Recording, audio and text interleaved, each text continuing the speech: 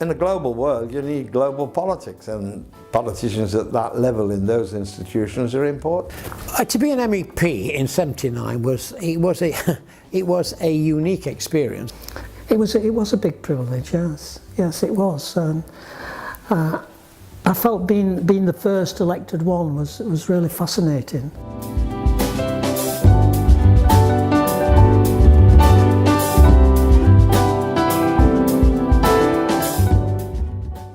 Well, that's very interesting. Coming from Hull, you wouldn't think there'd be an argument. Been Cod Wars before. But I took the view, as the only one of the 3 MPs in Hull, that it was hypocrisy for Britain to claim the rights of a continental shelf for oil exploration, as we had done, and then say to Iceland, heavily dependent upon its fish resources on its continental shelf, that no, it belongs to us, and you can't extend to 75 miles. So when it broke down between Callaghan, I think, and Wilson, I went to Iceland. I could have only gone to Iceland because I went via Luxembourg, and that was because I was in the European Assembly. And then I went and I met the Prime Minister, I met all the ministers, I came back with the deal, less fish, but no war, continuing and Froma. I get home, the Prime Minister of Iceland rings me and says, we agree with the Prescott deal. Well, somebody told that to Callaghan, who went balmy, who then publicly denounced me, told the NATO countries there's no such thing as a Prescott deal, which did eventually become the Prescott deal, but I couldn't have done that without being in the European Parliament.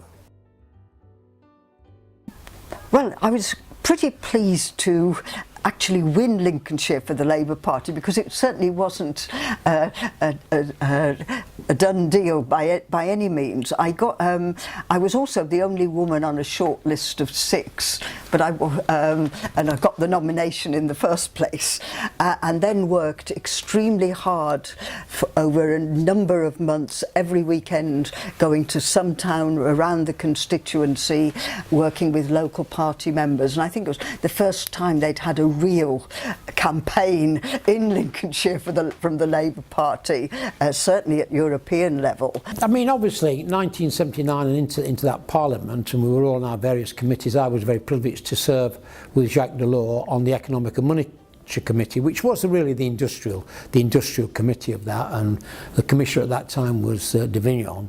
And we in this area in South Yorkshire having a difficult time within the steel industry. The guy who did actually recognise that was Davignon, the commissioner, and we were able to do certain things by bringing the Commissioner Davignon over to Sheffield, to South Yorkshire, and to see how we could work the industrial strategy of Europe and the European Union in a more effective way for the industry here in the UK, and particularly in South Yorkshire.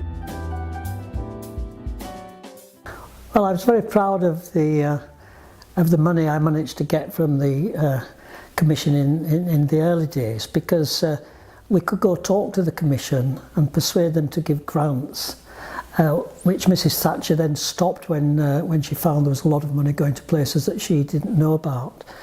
And one of the most important ones was for the Alhambra Theatre in Bradford, to get it extended. We got a couple of £1 million for that.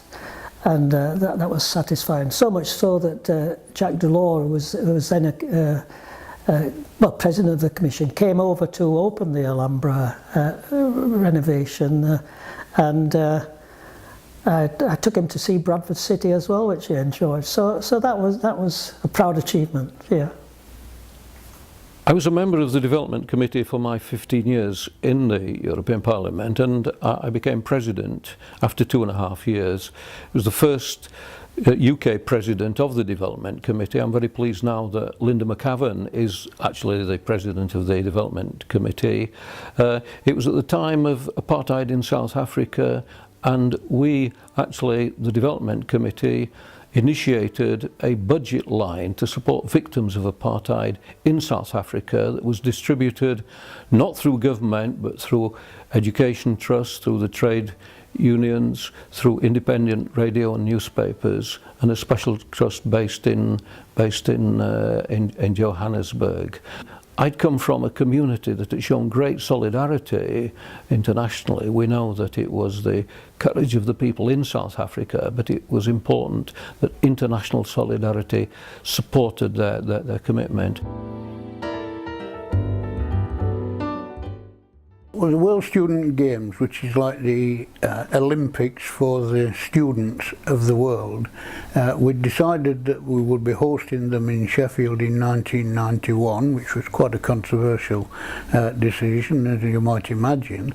And I went to the European Parliament and said the Parliament ought to be supporting what Sheffield's trying to do, getting the students of the decision makers of the future together in sport, and I won a proposal to donate £1 million to help Sheffield to make a great success of them.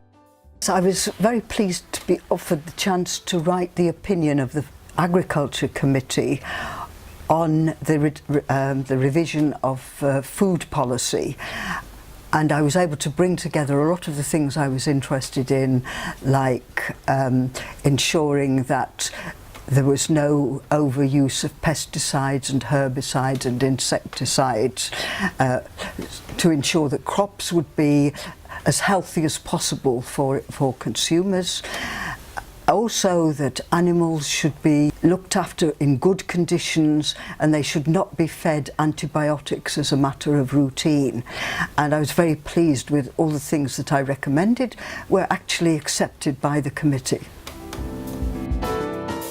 We got elected in '97 and we became the President of Europe.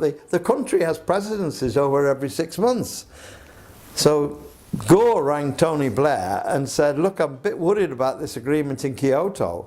Have you got some tough negotiator you can send over there? And he said, well, I've got this fella from the trade unions. And that was me. So I was sent immediately over to Europe, to Japan, and I started the negotiations. And because we were in the presidency, I directed the control of it. And we would not have got Kyoto, which is an essential contribution on environment, without actually being in Europe. We certainly have a record that we can be proud of. There's also something I was involved with, making the European Union more transparent and more democratic and more accountable. When this Parliament was first elected, back in 1979, it was an advisory Parliament.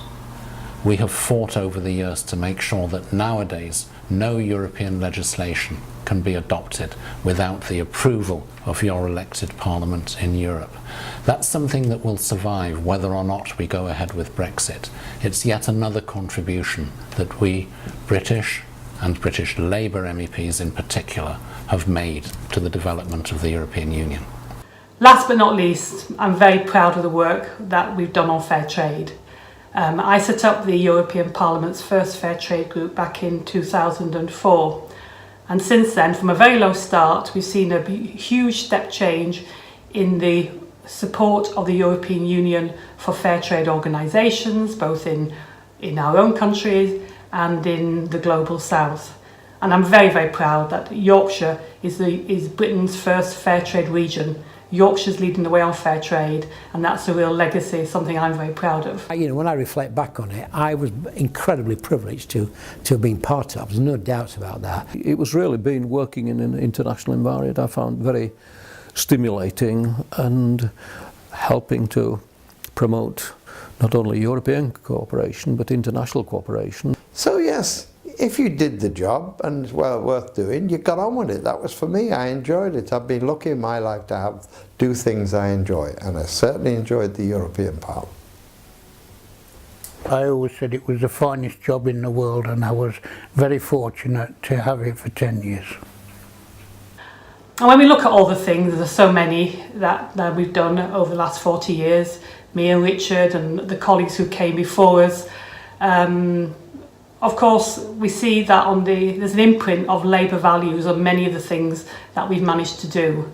And none of that would have been possible without you, because you selected us, helped us get elected to the European Parliament. And so the real big thank you is to all of you for everything you've done to support our work over all these years.